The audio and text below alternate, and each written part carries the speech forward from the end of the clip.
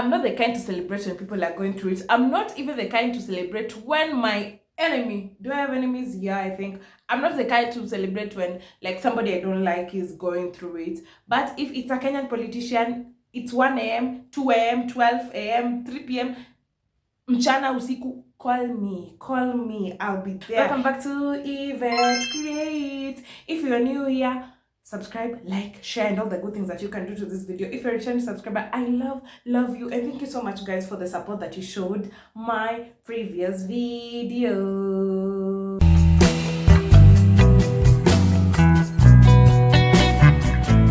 Deputy President Gachagua is going through it. He's in a hot soup. He's in a political quagmire. What is quagmire? What does quagmire mean? Deputy President is going through it.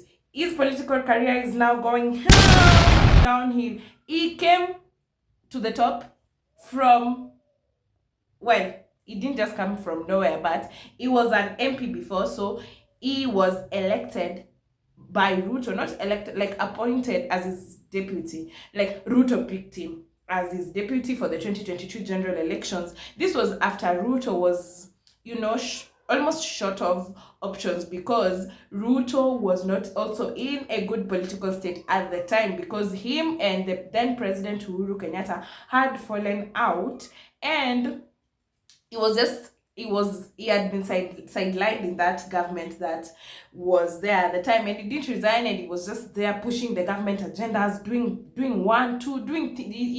just doing things. So when 2022 elections came, the president didn't endorse him. The president endorsed Raila, but Ruto said, you know what, I believe in myself.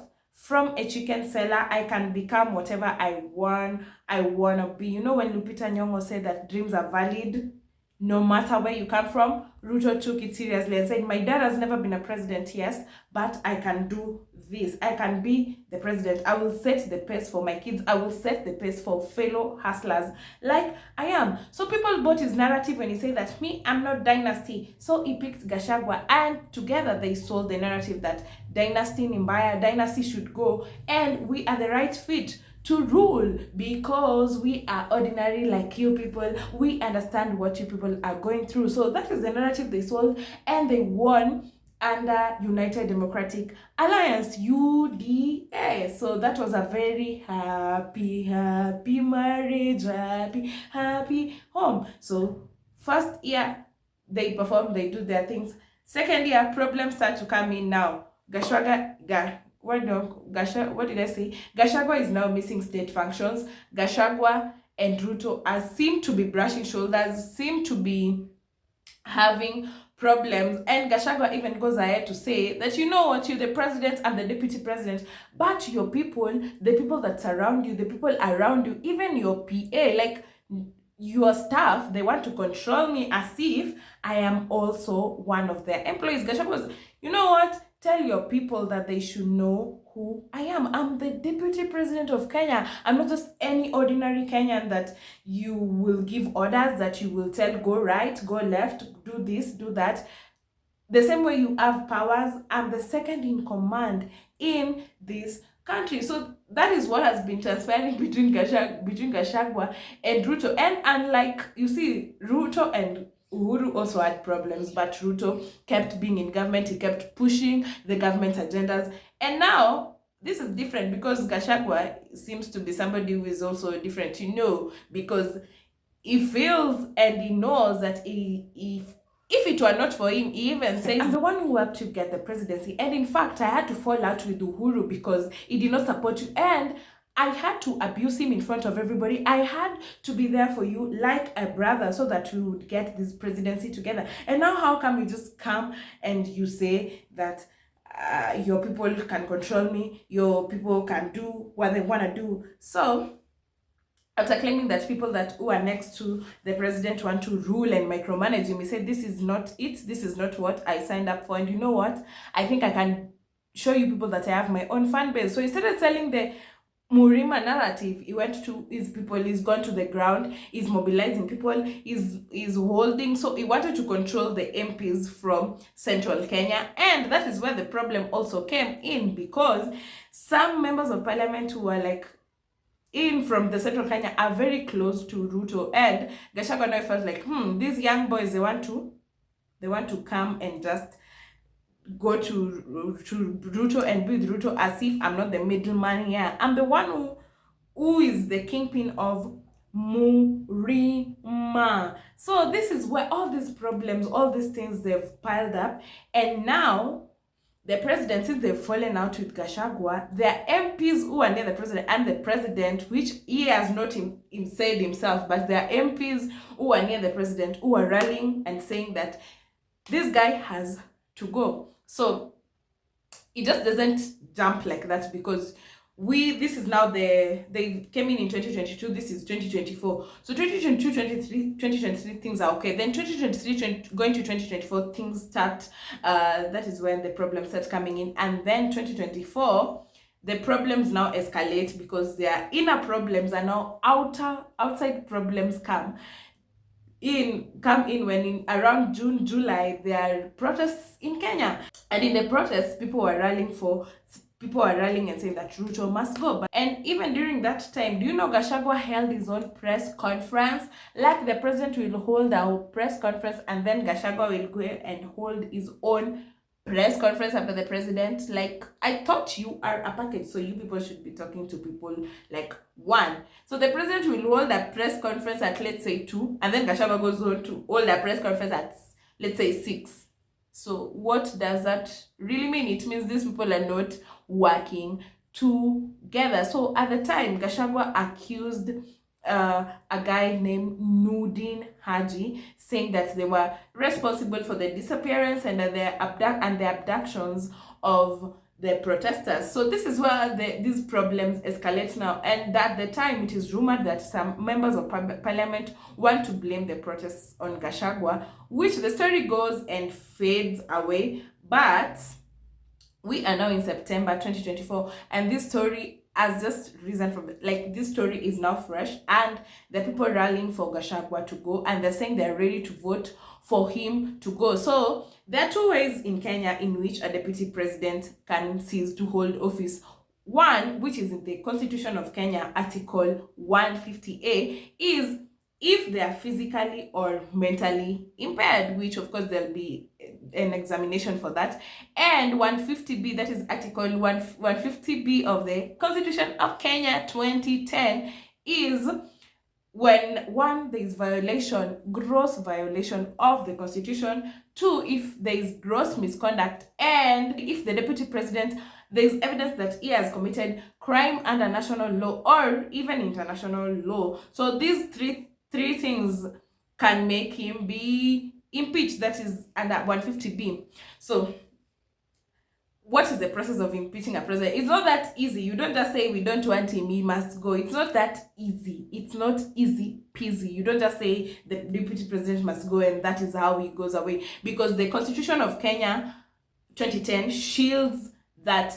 And by the way, do you know Gachagua, if he is successfully impeached, it won't be the first deputy president to encounter a similar scenario, because in 1989 the deputy president then, who was called Josephat Karanja, was forced to resign, which is now synonymous to the impeachment right now, because there's an MP who presented a vote of no confidence in him, and the president wanted him gone. So at the time, the Constitution at the time would allow the president to just fire him, to just tell him, you know what, pack your belongings and go, pack your belongings and leave this office, just get out of here, you are fired, like that. But now the Constitution of Kenya 2010 shields the deputy president, and the president cannot just come and fire the deputy president. So that is why the members of parliament rallying for other members of parliament to sign a petition, not a petition, to sign a motion so that it will be moved that the deputy president be impeached. So what is the process? How does the impeachment,